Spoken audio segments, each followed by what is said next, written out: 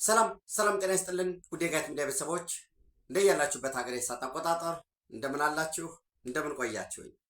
ዕለተ ዓርብ መጋቢት 18 2018 በኢትዮጵያ ዘመን አቆጣጠር የጋት ዕለታዊ አጫጭር መረጃዎች ከዚህ እንደሚከተለው ወደ እናንተ አደርሳለሁኝ። ከመሸ ነው ፕሮግራሙ የተቀረጸው። እንግዲህ ለጋት ሚዲያ ቤተሰቦች በተለይ ኢትዮጵያ ውስጥ ላላችሁ መልካም ሌሊት እንዲሆንላችሁ እመኛለሁኝ። ሶስት አጫጭር መረጃ አድርሳለሁ።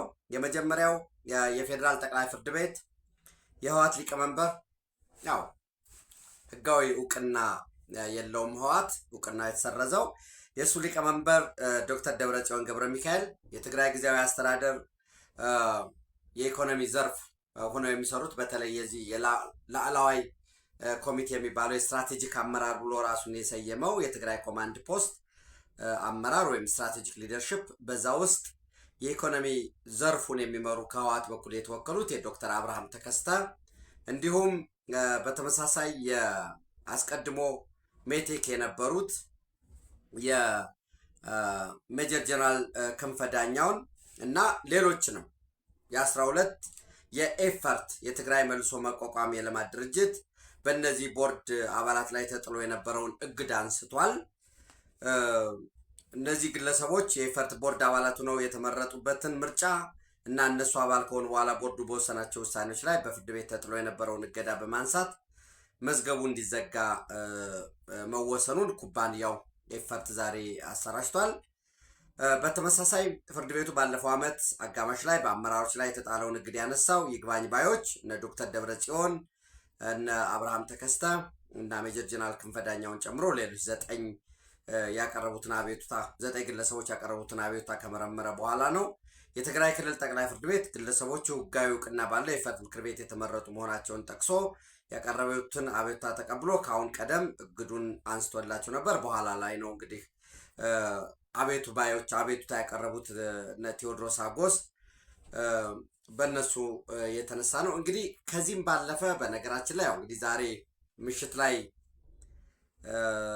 አውራምባ ታይምስ ስለገለጸው በዛ ላይ ምንድነው ሌሎችም ከህወሓት እውቅናም ጋር ተያይዞ እውቅናቸው በሚመለስበት ሁኔታ ሌሎችም የፕሪቶሪያ ስምምነት በትክክል ነጥብ በነጥብ ሌላ ሶስተኛ ወገንም ተካቶበት የፕሪቶሪያ ስምምነቶች አንድ ባንድ የሚተገበሩበት በዛ ጉዳይ ላይ ምክክሮች፣ ድርድሮች እየተካሄዱ ነበር። ያው በገደምዳሜው ነግሬያቸዋለሁ፣ ድርድሮች እየተካሄዱ ነው። በነገራችን ላይ ድርድር እየተካሄደ ያለው ከህወሓት ጋር ብቻም አይደለም።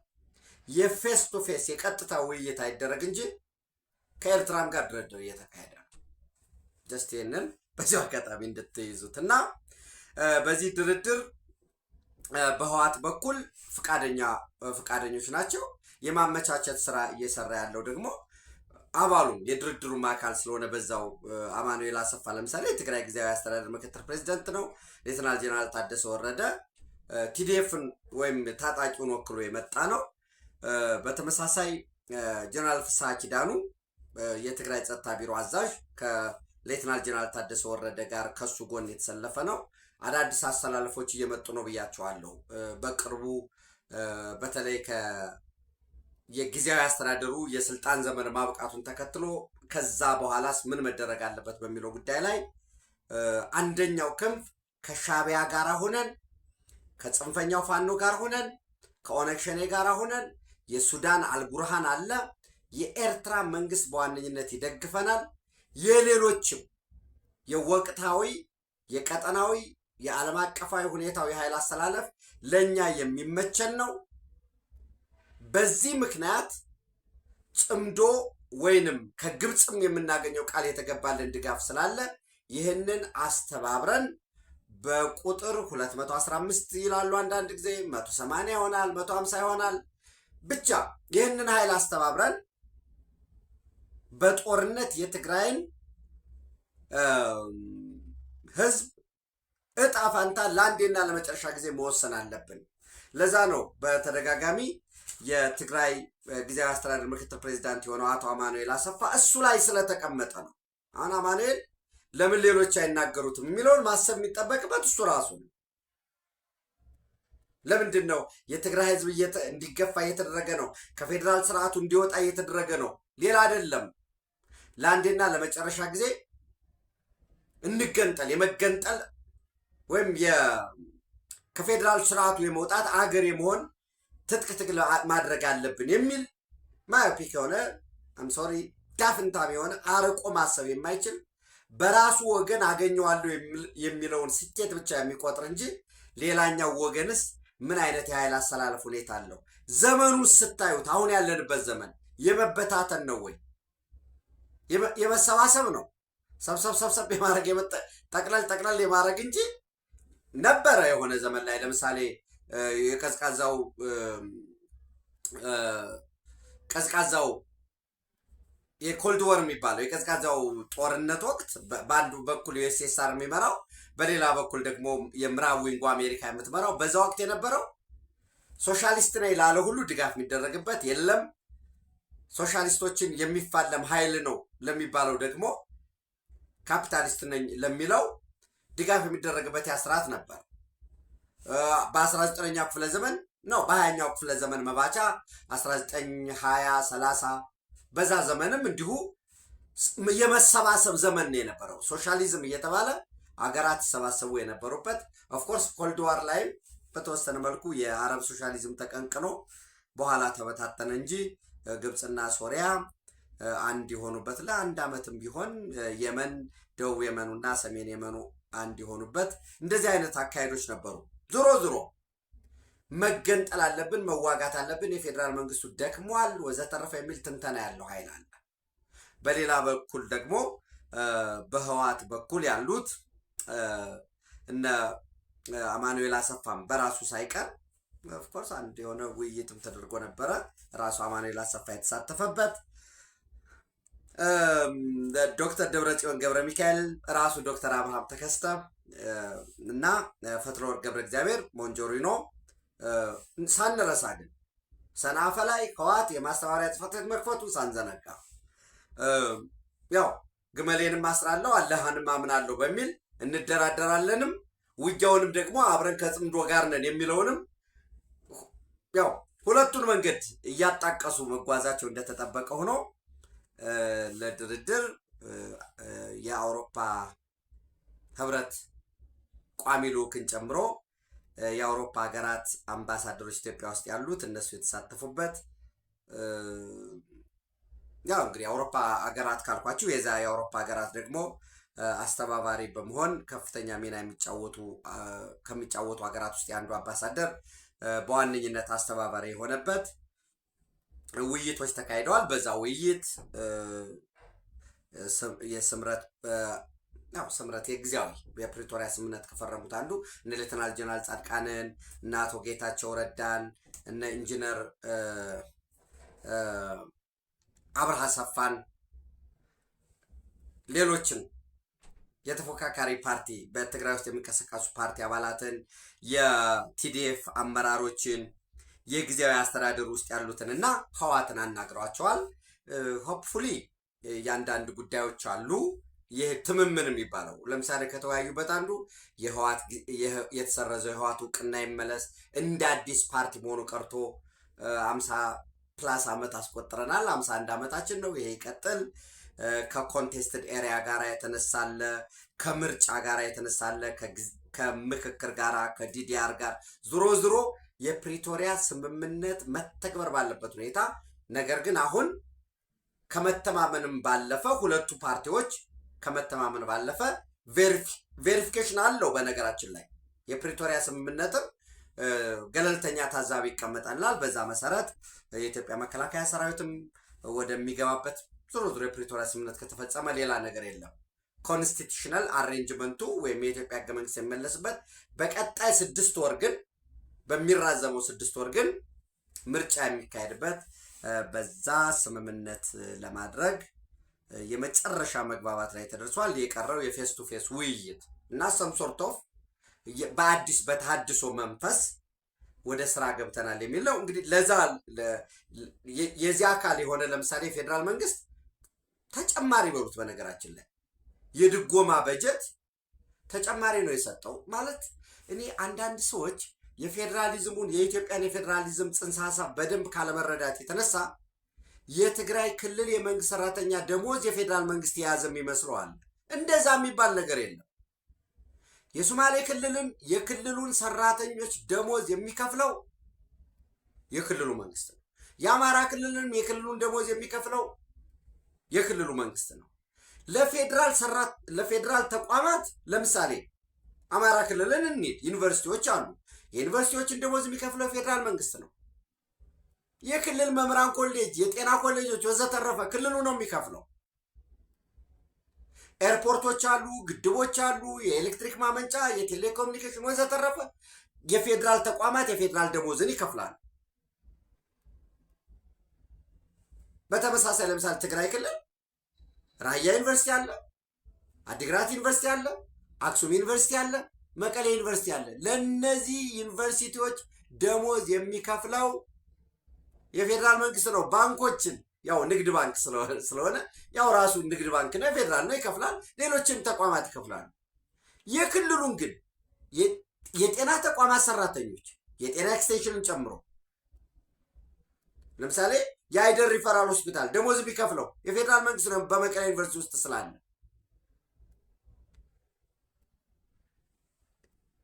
የግድቦችን እነዚህን የፌዴራሉን ይከፍላል በቀጥታ። ለክልሎች የሚሰጠው ድጎማ ነው። ለምንድን ነው ድጎማ የሆነው? ግልጹ ኢትዮጵያ በኢኮኖሚ ደሃ ሀገር ነች። ስለዚህ ብድር ይመጣል። ብድር ሲመጣ ፌዴራል መንግስት ነው የሚበደረው። እርዳታ ይመጣል። ኦፍኮርስ እርዳታ በሁለት መንገድ ይመጣል። የልማት ፕሮጀክቶች ተለይተው ለምሳሌ ትግራይ ክልል የንጹህ መጠጥ ውሃ ቢለይ ለዛ ተብሎ ስፔሲፊካሊ ያንን የንጹህ መጠጥ ውሃ የትግራይን ለመስራት ተብሎ ሊመጣ ይችላል። ግን እስቲ ለትግራይ አይሰጥም። ወደ ቋት ሲገባ በፌዴራሉ ነው የሚገባው። በጀቶችም የበጀት ሲሰበሰብም በአብዛኛው የፌዴራል መንግስት ከልማት ድርጅቶቹም ጨምሮ ገቢ ያገኛል፣ ይበደራል፣ ገቢ ያገኛል። በጣም በሚቸግረው ጊዜ የፌዴራል መንግስት ቦንድ ይሸጣል። ያው ቦንድ ሌላ አይደለም፣ ወረቀት ነው፣ የመተማመኛ ሰነድ ነች። ግብር እስኪሰበስብ ድረስ ለምሳሌ ካሽ ሾርቴጅ ሊገጥመው ይችላል። የፌዴራል መንግስት ያንን ገንዘብ አትሞ ምናምን ወደ ገበያ ማስገባት ይቻላል። ሌላ ጉዳይ ነው። ቦንድ ያትማል፣ ይበደራል። በዚህ መሰረት ለክልሎች የተሰጠ ገቢ አለ፣ ለፌዴራል መንግስት የተሰጠ ገቢ አለ። በግልጽ ካልሆነ ምንድን ነው መሆን ያለበት የሚለውን ህገ መንግስቱ አስቀምጧል። ሰው የፌዴሬሽን ምክር ቤት ባስቀመጠው ስምምነት መሰረት የፌዴራል መንግስት ምን ይሰጣል? ድጎማ በጀት ይሰጣል። የድጎማ በጀት ያ የድጎማ በጀት የጸደቀ ነው። ካለው ገቢ በቀመሩ መሰረት በየወሩ ለክልሎች የሚሰጠው ድጎማ ነው። ድጎማ የምትደጎመው ነው። የኢትዮጵያ ድጎማ በጀት ህገ መንግስታዊ ነው። አልተሰጠህም ማለት ተጥሷል ማለት ነው። የፌዴሬሽን ምክር ቤት ያጸደቀው ነው የሚደርስህ። ለምሳሌ የትግራይ በጀት በዚህ ዓመት አይደል ነው ኑሜሪካል ስለሆነ እርግጠኛ አይደለሁም። ይሄን ያዙልኝ። ለምሳሌ የትግራይ በጀት 18 ቢሊዮን ብር ነው የ2018 ዓመት በጀት ብሎ ቢይዝ በጀት ሌላ አይደለም ትርጉሙ ኑሜሪካል ኤክስፕሬሽን ኦፍ ፕላን ነው። እቅድ በቁጥር ሲቀመጥ ነው በጀት ማለት። ይህን ያህል ጉልበት፣ ይህን ያህል የጤና ስራ፣ ይህን ያህል መንገድ ሰራለሁ፣ ይህን ያህል የጤና የእንስሳት ክሊኒክ እገነባለሁ ወዘተረፈ ያ ሁሉ ዝርዝሩ ወደ ገንዘብ ስትቀይረው በቁጥር ሲቀመጥ በጀት ይሆናል። በሌላ መልኩ እቅድህን በቁጥር ገለጽከው ማለት ነው። ይህንን ከየት ነው የማመጣው ብሎ ክልሉ ያስቀምጣል ሲያቅድ። ኦኬ ይህን ያህል የኢትዮጵያ የፌዴራል በጀት ይህን ያህል ስለሆነ ቢሊየን ስለሆነ ከዚህ ቢሊየን በድጎማ በቀመሩ መሰረት በፌዴራል ቀመር መሰረት ይህን ያህል ደርሰኛል። ሌላውን ደግሞ እኔ ሰበስባለሁ፣ በግብር ሰበስባለሁኝ። ሌላ አዳዲስ ገቢ የሚፈጥርበት ስራ ደግሞ መስራት ይችላሉ ክልሎች። አንድ ክልል ኢንተርፕራይዝ ሊያቋቁም ይችላል። ለምሳሌ ኤፈርት አለ። ሌሎችንም ገቢ መሰብሰብ ስለሚችል አንተርፕረነራል የሆነ ገቨርንመንት ወይንም ያንን መስራት ይችላል። መሬት በሊዝ ሊሸጥ ይችላል። የተለያዩ የገቢ ማስገኛ መንገዶችን አሟጥጬ እሰራለሁ ነው። አንድ ሰው ለምሳሌ እንዴ በደርግ ጊዜ እኮ ለምሳሌ ጦርነቱም ሆኖ የመንግስት ሰራተኛ ይከፈለው ነበረ የፌዴራል መንግስት። አዎ ያን አህዳዊ ነው ስርዓቱ፣ ደሞዝ የሚከፈል በፌዴራል ደረጃ ስለነበረ ነው። አሁንስ ክልሎች የራሳቸውን ይሰበስባሉ። ጉድለት አለ ወይ? ዴፊነትሊ ጉድለት አለ። በጀት ደፊሲት አለ። እንደ ሀገርም አለብን፣ እንደ ክልል አለ፣ እንደ ዞን አለ፣ እንደ ወረዳ አለ። አንዳንዱ ደግሞ ሴክተሩ በጣም ሴንሲቲቭ ስለሆነ ቶሎ ይጨርሳል። ለምሳሌ በአብዛኛው የጤና ተቋማት ቶሎ ብለው ጤና ቢሮ በጀቱን ይጨርሳል። ስለዚህ ከሌላ ቦታ ያዞራል። ይህን ሁሉ መስራት ያለበት ክልሉ ነው። ዋት ኢዝ ስፔሻል ኢን ትግራይ? አንድ ወል በጦርነት ስለቆየ መሰረተ ልማቱ የኢኮኖሚ የሚያስገኘው ግብር ለመሰብሰብ ሌሎች የጥገና ወጪ ወዘተረፈ አለበት። አንድ እሱ ከፖስት ዋር ነው የመጣው። ለምሳሌ ከነጋዴው ከሆቴሎች ና ገቢ አምጣ እንደ ከዚህ በፊቱ ብለን ስንጠይቀው በዛ በጦርነቱ ንብረታቸው የወደመ ይኖራል። ገበያ ተቀዛቅዟል። በጣም ከፍተኛ የሆነ ቱሪዝም ፍሰት ነበረ ወደ አክሱም፣ ወደ መቀሌ። እነዚህ በሙሉ ደግሞ ወሬያቸው፣ ንግግራቸው ኤቭሪቲንግ ጦርነት ስለሆነ በዚህ ምክንያት ሁሉ ተዳክሟል። ቱሪስቱ የግድ ዝም ብሎ አክሱም ብቻ አይደለም ሊሄድ የሚችለው፣ ወደ አማራ ክልል መሄድ ጎንደር ይሄዳል። ከዛ ማለት አንድ ፓኬጅ አክሱምን አይችልም ብሎ አይመጣም። ስለሆነ እንደ ሀገርም ያለው የግጭት ወሬያችን የተያያዘ ነው። አፍንጫ ሲመታ ዓይን ያለቅሳል ነው፣ ኢፌክት አለው። በዚህ ምክንያት ክልሉ የገንዘብ ወይም የበጀት ገቢ ለመሰብሰብ ተቸግሯል። ግን በዝቅተኛ 150 ሺህ ታጣቂ ደሞዝ እየከፈል ቁርስ፣ ምሳ፣ እራት እያበላ የድጋፍ ሰራተኛ የጦር መሳሪያ ወጪ ያ ሁሉ ጄኔራል እንደ ሀገር ይዘህ ያ ሁሉ ስታደርግ ምን እያረክ ነው? በትግራይ ክልል ላይ ተጨማሪ ዳፋ እያመጣ ነው። እሱ ባላነሰ 24/7 የጦርነት ጉሰማ ነው እና ዙሮ ዙሮ የበጀት ድጎማ በፌዴራል መንግስት በኩል ያለው ተለቋል። ይሄም አንዱ ለመደራደር ወደ ሰላምን ለማድረግ እየተወሰደ ያለው አካል ነው እና ዝም ብሎ ይሄ የድጎማ በጀት እንደ መብት የሚጠየቅ አይደለም። ግን እንዳልኳችሁ በኢትዮጵያ ደረጃ በፌዴሬሽን ምክር ቤትም የጸደቀ ያ በጀትም ደግሞ በተወካዮች ምክር ቤት ሲጸድቅም ይህን ያህሉ ለድጎማ ተብሎ ለትግራይ የሚደርሰው ለኦሮሚያ የሚደርሰው ኢቨን እኮ ሌላው ቀርቶ ከፍተኛ ለአገሪቱ ኢኮኖሚ እድገት ከፍተኛ አስተዋጽኦ የሚያደርጉት የድሬዳዋና አዲስ አበባ ያው የድጎማ ተካፋይ አይደሉም። ይሄ ኦፍኮርስ ሁለቱ ከተሞች ራሳቸውን በበጀት የሚችሉ በጀት ደፊሲት ባይኖርባቸውም የበለጠ እንዲሰሩ ለምሳሌ እንዳሁኑ አዲስ አበባ በኮሪደር ልማት በወንዝ ዳርቻ ሰፋፊ ስራዎች ሲሰሩ ደግሞ የገንዘብ ጥረት ያጋጥማል። ይህንን ለማድረግ የፌዴራል መንግስት የሚደጉምበት ኦፍኮርስ የሚደጎምባቸው ሜካኒዝሞች አሉ። አዲስ አበባ እየተደጎመ ነው ማለት ይቻላል። ለምሳሌ የልማት ድርጅቶች ስፖንሰር እንዲያደርጉ ምን እንዲሉ ሲደረግ ያው ፌዴራል መንግስቱ ያንን እያስተባበረ እየተደጎመ ያለበት ነው ብለን እንወስድ እንችላለን። ድርድሮች እየተከናወኑ ነው። ያ ማለት ግን ይሄ ድርድር እንዳይካሄድ የሚፈልጓሉ እንዳልኳቸው። ለምን ትንተናቸው ላይ ምን ይላሉ? የደረሰኝ መረጃ ኖ የፌዴራል መንግስት ከህወሓት ጋር መደራደር የሚፈልገው ከኛ ጋር የሚደራደረው ሆን ብሎ ከሻዕቢያ ጋር ያለንን ጽምዶ፣ ከጽንፈኛው ፋኖ ጋር ያለንን ጽምዶ፣ ከኦነግ ሸኔ ጋር ያለንን ጽምዶ አብረን እንዲያተራምሱ በመሀል ሀገር ላይ ከተስማማናቸው ከነሱ ጋር ያለንን ስምምነት ሊያፈርስብን ነው። ዘላቂ ውጤት አናመጣም። ስለዚህ ከሻዕቢያ ጋር ሆነን እጣፈንታችንን መዋጋት ነው ያለብን። እናሸንፋለን የሚለውን እንደያዙ ነው ማለት። እናሸንፋለን ሲባል እንሸነፋለን የሚለውን ለምን እንደማያስቡ፣ ሻዕቢያስ እስከምን ድረስ አብሮ ሊሄድ ይችላል የሚለውን እንደማያዙ። አልቡርሃን ለምሳሌ የሱዳን ፈጥኖ ምንድነው የሱዳን የሉዓላዊ ሽግግር ምክር ቤት የሱዳን አርሚ ፎርስ እየተሸነፈ እግሬ አውጭኝ እየሮጠ ነው ያለው። እኔ እንደ ጌትነት አይደለም እያልኩ አለሁት። መሬት ላይ ያለው የሚያሳየን ይሄን ነው። ኩምሩክ ነበረ ለምሳሌ በኢትዮጵያ እና ሱዳን ድንበር ላይ ያለች ሞቅ ያለች የንግድ ከተማ ስትራቴጂክ የሆነች ከኩምሩክ የተመታ ኃይል እሱ ላይ ብቻ አላቆመም። አሁን ሙግጃ የምትባልን ቦታ ለቆ ሄዷል። ወደ ላይ ምንድነው ወደ ካርቱም አቅጣጫ ከብሉ ናይል ግዛት ወደ ላይ ወደ ሰሜን እየሄደ ነው። በዚህ መሃል ላይ አንድ ስጋት አለው ሻዕቢያ በውሎ ላይ ያቀረብኩላችሁ ማለት ነው ከሰዓታት በፊት ራፒድ ሳፖርት ፎርሱ በከፍተኛ ሁኔታ ሄሜቲ ወይም ዳጋሎ የሚመራው ከሻዕቢያ ጋር ቁርሾ አለበት። ስለዚህ ወደ ላይ እየገሰገሰ ሲሄድ መንገድ ላይ ማንን ያገኛል? አርሚ ሰባን ያገኛል። አርሚ ሰባ ስጋት ስለገጠመው በቀጥታ ሂዶ ወደ ውጊያ መግጠም አለበት የሚል ጥያቄ አቅርቧል። ማን? ሻዕቢያ።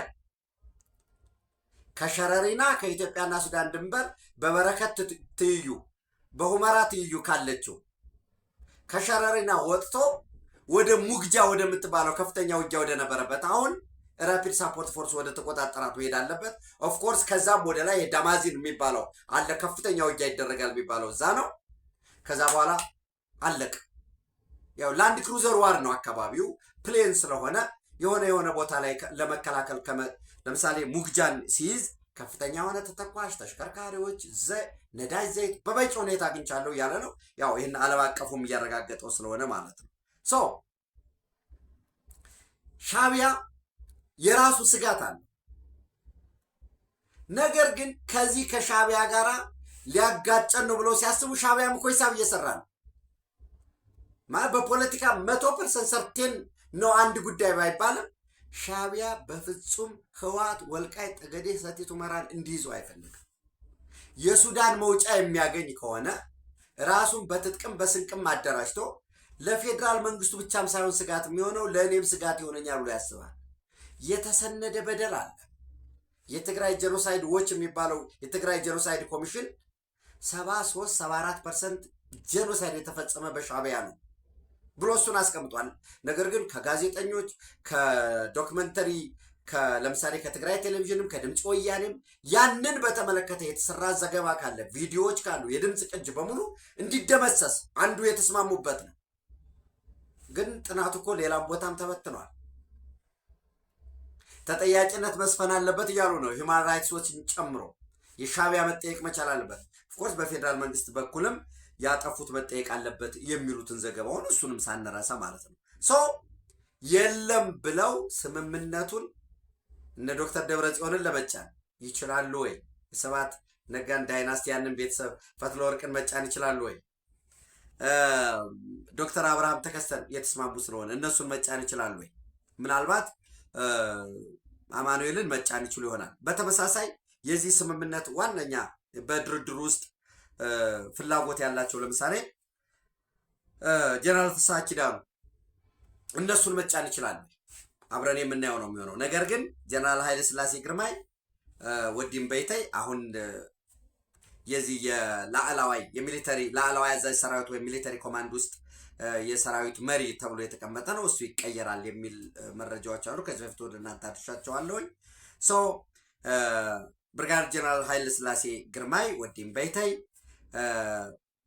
ብርጋዴር ጀነራል ምግበይ ኃይለ እና በባለፈው ስብሰባ ተቀምጠዋል ያልኳችሁ ሽረ ላይ ማለት ነው።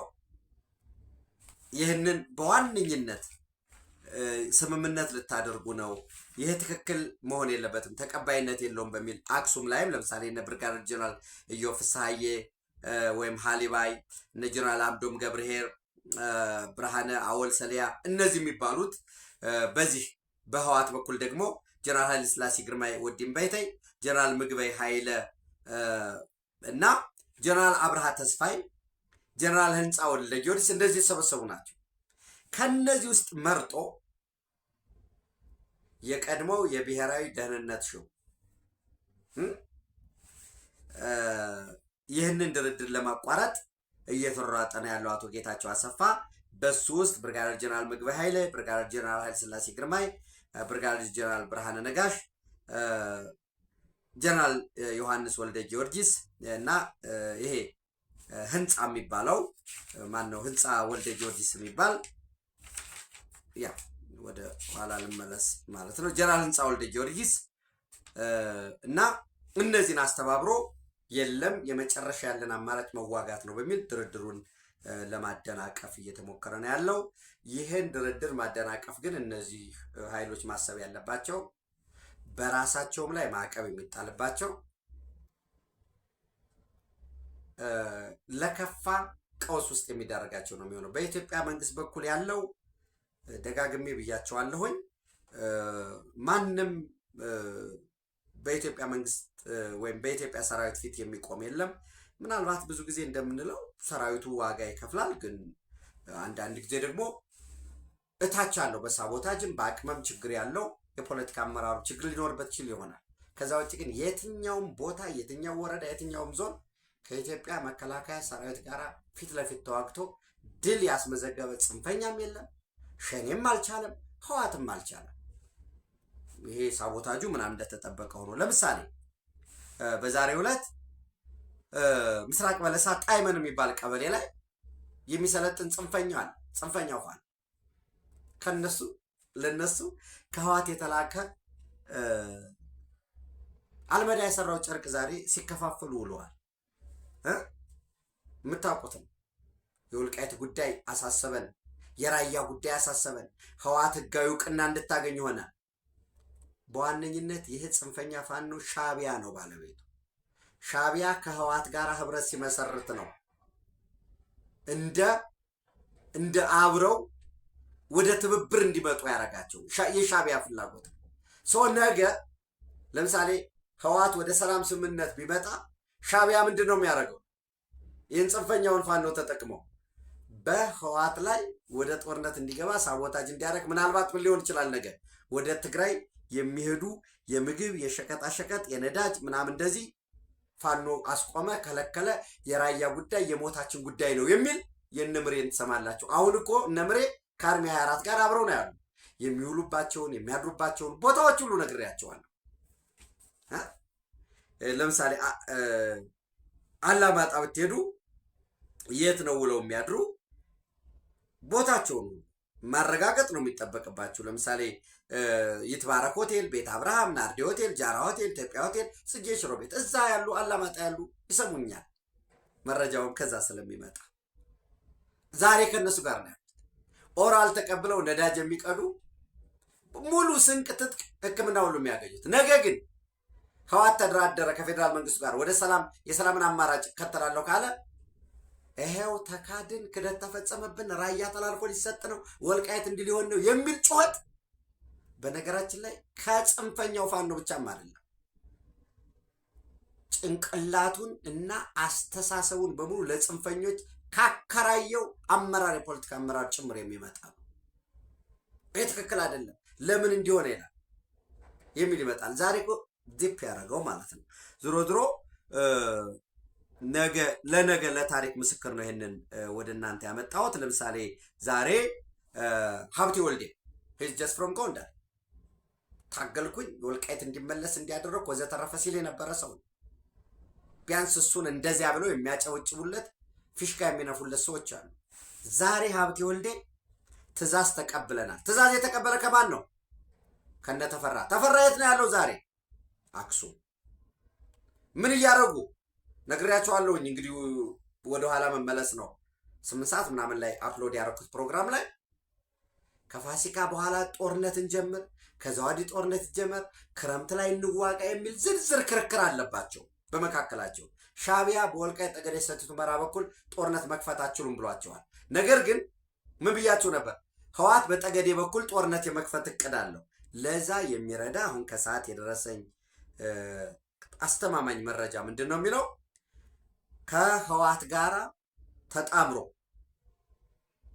በጠገዴ በኩል የወልቃይት ጠገዴ ሰቲት ሁመራን የተከዜ ዘብን ጥቃት ለመፈጸም ከማዕከላዊ አርማጭሆ ማሰሮና ጃንሱማ ከሚባል ቦታ ከታች አርማጭሆና ከቆላ ወገራ በሙሉ ያለውን ጽንፈኛ ወሮ በላ በሙሉ አሰባስቦ ወደ ጠገዴ ቅራቅር እያንቀሳቀሰ ነው ያለው። ወደ ጠገዴ ቅራቅር በዚህ በአርማደጋ በኩል በዛ ማናሉ ሽፍቶች አሉ። በባለፈው ጥቃት የፈጸመው እነሱ አሉ። በተመሳሳይ ሳሙኤል ባለድል እንግዲህ ጃንሱማ እንዳልኳችሁ የማዕከላዊ አርማጭሆ ማሰሮና ጃንሱማ ከዛ የሳሙኤል ባለድል ተመቶ ነው የወጣው።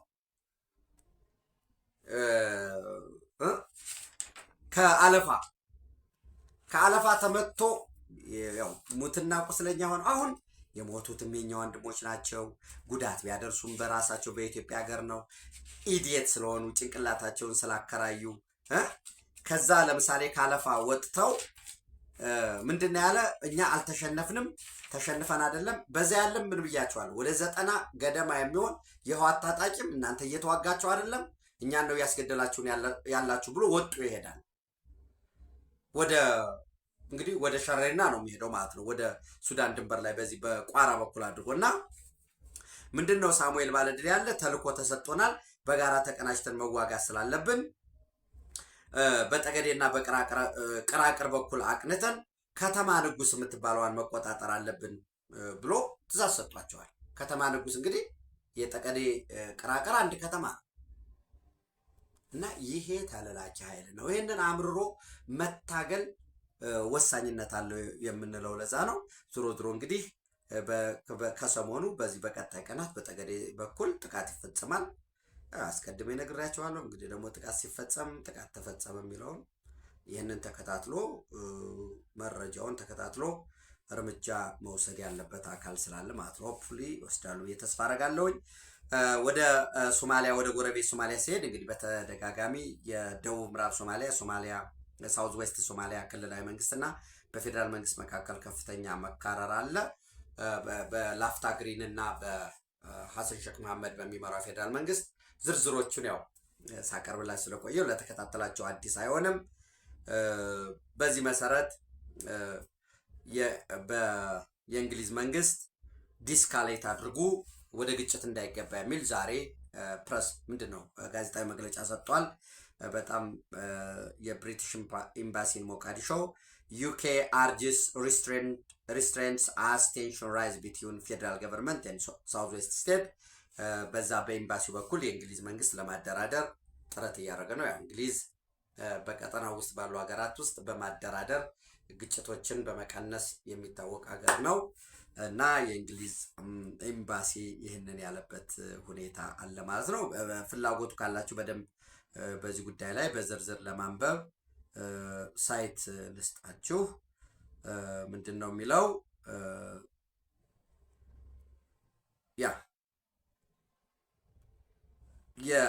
የጋርዌ ኦንላይንን ብታነቡት ጋርዌ ቀኑን ለማስቀመጥ ፈልጌ ነው።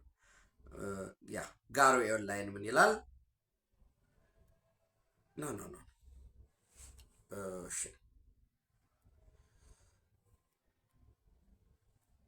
ጊዜያችሁን ለመቆጠብ እንትኑን ይራል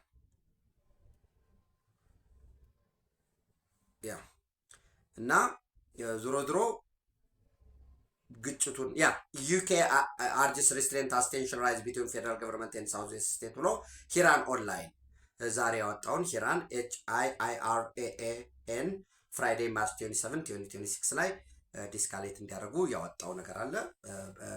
ከጊዜያችን አንጻር እሱን እንድታዩት ለማድረግ ነው። እንግዲህ ሊያሸማግሏቸው ይችላሉ ብዬ ተስፋ አደርጋለሁኝ። ሌላው እንግዲህ ወደ መካከለኛው ምስራቅ ስንሄድ በዛሬው ዕለት ኢራን በሳውዲ አረቢያ እና በኩዌት ላይ ጥቃት ፈጽማለች። በተመሳሳይ ጥቃቶችንም ወደ አቡዳቢ፣ ወደ ዩናይትድ አረብ ኤሚሬት ፈጽማሉ። ዩናይትድ አረብ ኤሚሬት በጣም ከፍተኛ ዝናብ እየዘነበ ነው ያለው። እስራኤል ደግሞ በዛሬው ዕለት ከፍተኛ የሆነ የብረት ፋብሪካ የኢራንን የብረት ፋብሪካ እንዲሁም አንድ አገልግሎት መስጠት ያቆመ አይድል ሪያክተር የአራክ ሄቪ ዋተር ሪያክተር የሚባል እና ሁለተኛ ደግሞ የዩራኒየም ማዕድንን ተቀብሎ የመጀመሪያ ደረጃ ፕሮሰስ የሚያደርግ ይሄ ምንድነው የሚሉት የሎ ኬክ ፋክተሪ ዩራኒየሙ ይመጣል። ከዛ ዩራኒየሙ ከመጣ በኋላ የመጀመሪያ ልክ እንደ ኬክ የሚመስል ብናኝ የሚመስል ቪዲዮ ላይ ብታዩት ደስ ይለኛል። የሎ ኬክ ፋክተሪ እሱን የአድካን እሱ ተመቷል። ነገር ግን ይሄ ካራክ ሄቪ ዋተር ሪያክተር ዩራኒየም ጨረር እንዳይወጣ የሚል ስጋት የለም፣ አትፍሩ የሚል መግለጫዎች እየተሰጡ ነው ያሉት። ኢስፋሃን እና አህባዝ የሚባሉ ቦታዎች ላይ ያሉ ወሳኝ የሚባሉ የብረት ፋብሪካ የስቲል ፋክተሪ መደብደብ ተጀምሯል። እንግዲህ ይሄ የሚያሳየው ምንድነው የሚለው እስራኤል ኤርፎርስ ስትራይክ ሜጀር ስቲል ፕላንትስ in Isfahan and Ahvaz under orders from Benjamin Netanyahu and Defense Minister Israel Katz ይልና ጦርነቱ ከአይአርጂሲ ከኢራን አብዮታዊ ዘብ ወሳኝ የመሰረተ ልማቶችን ከማውደም ወደ ወሳኝ የሆኑ የኢራን የጀርባ አጥንት የኢኮኖሚ መሰረተ ልማቶችን ወደ ማውደም እየሄደ ነው ማለት ነው። እንግዲህ በቀጣይ ግድቦች ሊመቱ የሚችሉበት ወሳኝ የሚባሉ የመንግስት መሰረተ ልማት ተቋማት የሚመቱበት ወደዛ እየሄደ ነው። እንግዲህ ጦርነቱም እንዳልኳችሁ ዛሬ ኦልሞስት አንደኛ ወሩን ነገ ጠዋት ይዛል። 29ኛ ቀን ነው። ፌብሩዋሪ 28 ነው የተጀመረው። ዛሬ በማርች 27 ነው። ነገ ቀጥታ 28 አንደኛ ወሩን ይዛል ማለት ነው። በ10 ቀን ተራዝሟል የሚለው አለ። የኢራን ሆርሙዝን እነሱ ልክ ስዊዝ ካናል ላይ ግብጽ እንደሚያደርገው ወይ ዝም ብላችሁ ኢማጂን አድርጉ። ወደ ደብረ ዘይት ስትሄዱ ኢትዮጵያ ውስጥ ለምሳሌ ወደ አዳማ ስትሄዱ ቶል ተቀምጦ የክፍያ ጣቢያ እንዳለ ሁሉ ኢራን እስከዛሬ ሆርሙዝ ያውና በተፈጥሮ የመጣ ነው። እንደ ሉዓላዊ ግዛቴ ቆጥሬ የሚተላለፉትን መርከቦች ክፍያ መፈጸም መሰብሰብ አለብኝ የሚል ያስቀመጡት አለ። የለም በአሜሪካ በኩል ደግሞ የለም ከዚህ በፊት በነበረው ትቀጥላላችሁ የሚል ጉዳይ አለ። እንግዲህ ይሄ ካልሆነ ሁለቱ ሀገራት በጋራ ተስማምተው ክፍያ እየሰበሰቡ በጋራ ሊያስተዳድሩት ይችላሉ ወይ? እሱን እንግዲህ አብረን የምናየው ነው የሚሆነው። ሌሎች ሁለት ተጨማሪ መረጃዎች ነበሩኝ። ጊዜያችሁን ላለመሻማት ነገ በጋት ውሎ በጋት ዕለት ወደ እናንተ ደርሳለሁ። ኢትዮጵያ በክብር ለዘላለም ትኖር። ታንኪዩ